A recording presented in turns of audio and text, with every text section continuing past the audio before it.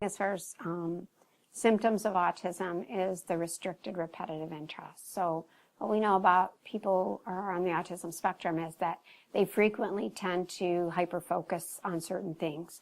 It could be a computer game, but it's much more extreme than what you would see in people who don't have autism. Some children get very obsessed with trains. I've known people that are interested in deep fat fryers. They know serial numbers on vacuum cleaners. That they just have some really unique interests, and they're very, very focused on that.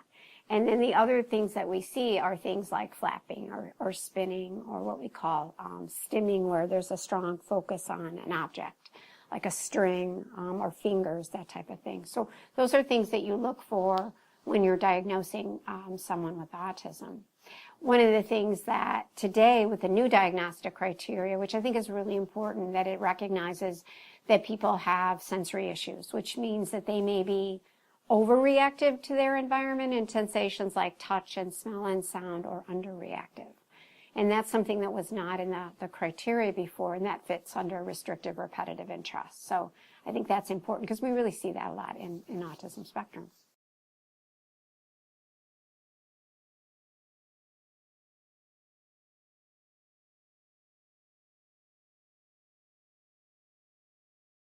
I feel strongly about this, is that one of the problems is that the diagnosis of Asperger's has been looked on by many as more favorable than autism spectrum disorder.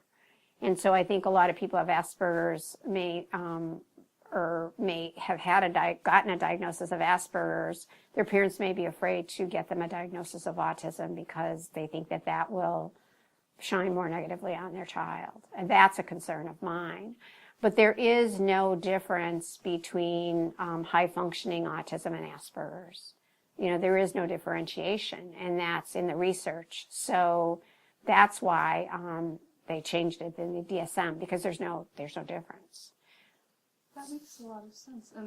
And what you kind of mentioned is, that's what I've heard from a lot of Aspies, because there's a more negative stigma associated with autism, because when you say autism, a lot of people think the lower functioning nonverbal ones who are make a disturbance in public, and so I think a lot of people with Asperger's are really hesitant to they want to still call themselves Aspies, right? Yeah, because of the more positive. Yeah, and that, I think that's been probably my biggest concern, is that is the effect that it would have on people who had Asperger's, the effect that it would have on people who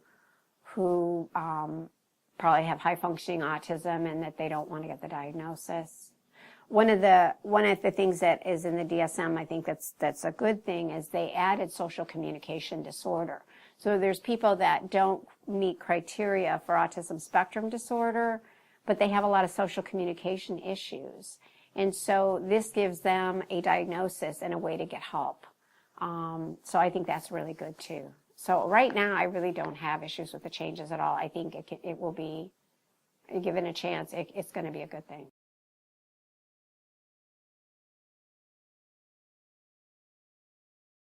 Some common misconceptions about autism and Asperger's. I think there's a lot of them. It just depends on which ones you pick. I mean, there's still some misconceptions that is caused by parents, believe it or not. Some people, rarely, but today, but I think that it's caused by parents, and it's not. It's genetic. I think what you see too is that people tend to think that everyone with autism is a savant or has a very high IQ, or sometimes it's just the opposite, where all people who have autism are very low functioning and just do the self-stimulatory behavior. A lot of people think about autism and immediately think about Dustin Hoffman and Rain Man. And I think probably one of the most important things to realize is that people who have autism, whether it's high-functioning autism or severe autism, and if you have in your brain, what a person with Asperger's would be, is I think the most important thing is this is a person. And most importantly, it is a person, and every person is so different. And that's why when you look at treating people with autism and helping people with autism, Number one, you have to look at the person. And then what you look at is that, because they have that diagnosis, is they have problems with social interaction and social communication and have these restricted interests. And those you work with, but you really have to, there's that misconception this is like a stereotype, and it's not. I mean, these are individual people that are unique and wonderful, and that's the first thing that people need to realize. And sometimes that's a misconception.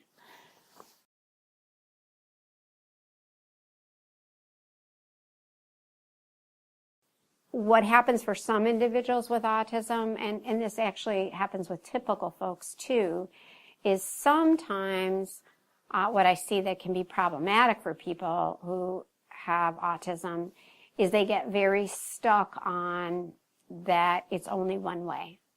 And what we know about people who have autism and high-functioning autism is a lot of times they only look at the world from how they see it, and they can't look at it from another person's perspective.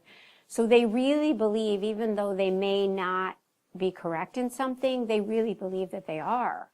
And so it's really hard for them to accept that maybe they should look at something differently, because they really believe that their way is the right way. And when you're working with someone like that, it's real challenging, because it's hard to try and help them see another perspective. There's ways, some of the ways that I've worked with individuals is you literally draw pictures of people and thought bubbles or what might be in their brain and show them that you're thinking this way and this person's thinking this way, which is very different. So how can we figure this out in helping you understand what they're trying to tell you? And sometimes that can be helpful.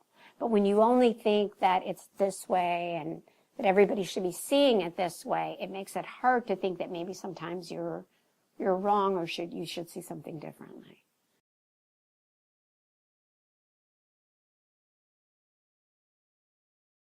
One of the best ways to help individuals what is most helpful is when someone cares about them and really advocates for them.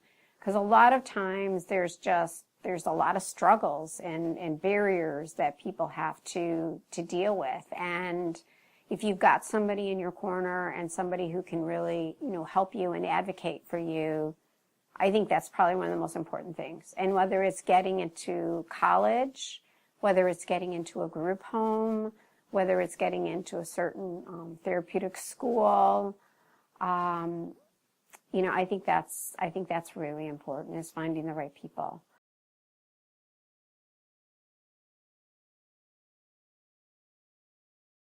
As far as a success story, I worked with a child. She was 7 years old, and her parents brought her to me. She had been diagnosed with Asperger syndrome. And this was a little girl who would go to people's houses, and she would go in the kids' room, and she would read their books, and she'd hide under their desks, and she wouldn't socialize with anyone. And so she was a really bright child, but really, really struggling, had no friends, just socially had a really hard time with eye contact. So I worked with her really until she was, I think, 19. And through the years, we began just to work on social skills and just better understanding who she was. And she feels really strongly that it's important to get the diagnosis and to tell a child they have Asperger. So it was really helpful for her because she knew she was different and she was really having a hard time. But through the years, through her work and that's why I say I think it's really important to have somebody to advocate for you.